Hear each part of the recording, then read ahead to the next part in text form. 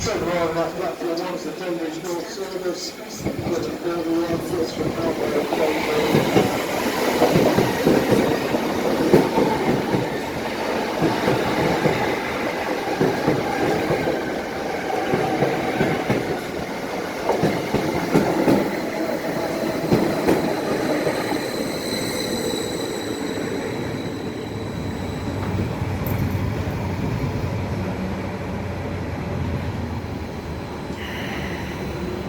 Please mind the gap on platform 1, please. Mind the gap between the platform and the train.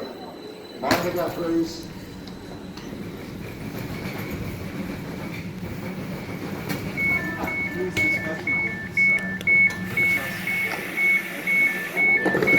London Liverpool Street. Next stop will be Tottenham Hale. Yes, you're seeing things properly. I willingly got on board a Stadler Class 745/1. 101 in this case. You see, it occurred to me that maybe I was being slightly unfair.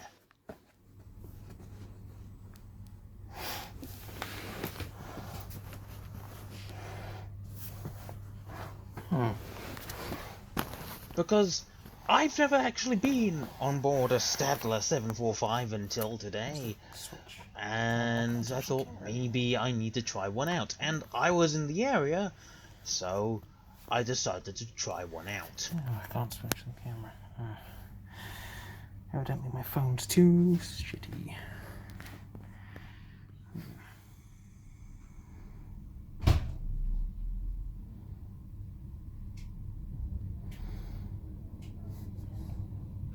Welcome to this service for London Liverpool Street.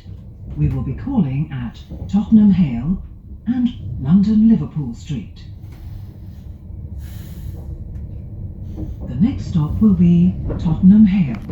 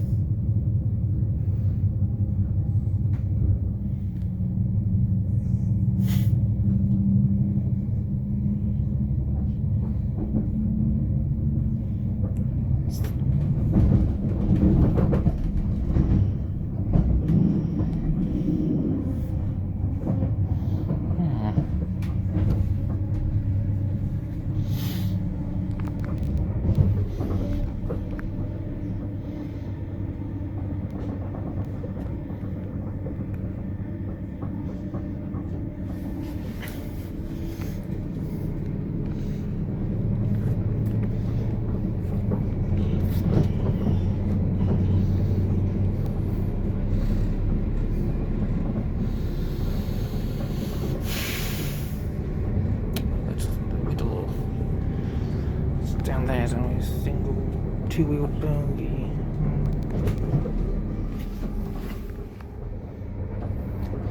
I just willingly got on board a Stadler.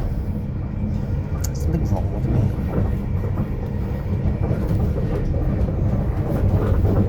I'll tell you what though. I've decided that one of the 5 U's doesn't meet it anymore. Seats are, well, they're not great, but they're not terrible. This is perfectly comfortable. So it's not, it doesn't meet that U anymore. It's still ugly as sin though. It's still unnecessary.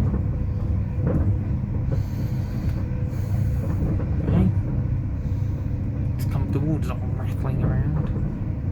I'll be honest though, it was comfortable at first, but it started getting a little bit irritating towards the end of the journey.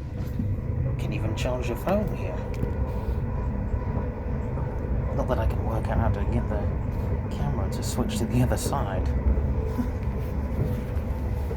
Thankfully, I was only on board for about 25 minutes. Got a plug socket. Don't need to though. Got 90%. Now, excuse the funny camera angle, for some reason my phone decided to film in landscape mode when I was holding it in portrait, and that's just weird. So I went for a little walkabout. I went back into this is carriage 6, and we're going into the central power section, this bit. Oh, it's a bit junky out here. I'll tell you, it was really moving around. I don't see this point of this. No other train needs something like this. I was swaying to and fro, like, it's very difficult to see on the camera, not least due to this really junky camera angle, but yeah, I could barely walk down this. I'm not kidding. I'm not making that up. Ow. My head.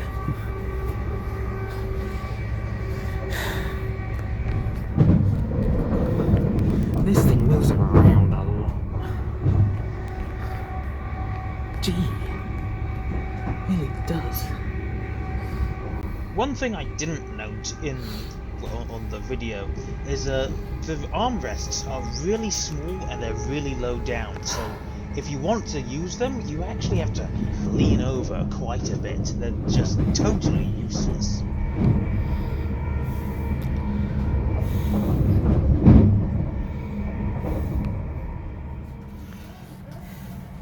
Before I knew it, the journey was almost over. We were approaching Tottenham Hale. We just passed Northumberland Park Underground Depot, saw a whole bunch of 2009 tube stock, and yeah, there's the tracks to Meridian Water, the clearly imaginary station that supposedly exists just before Angel Road.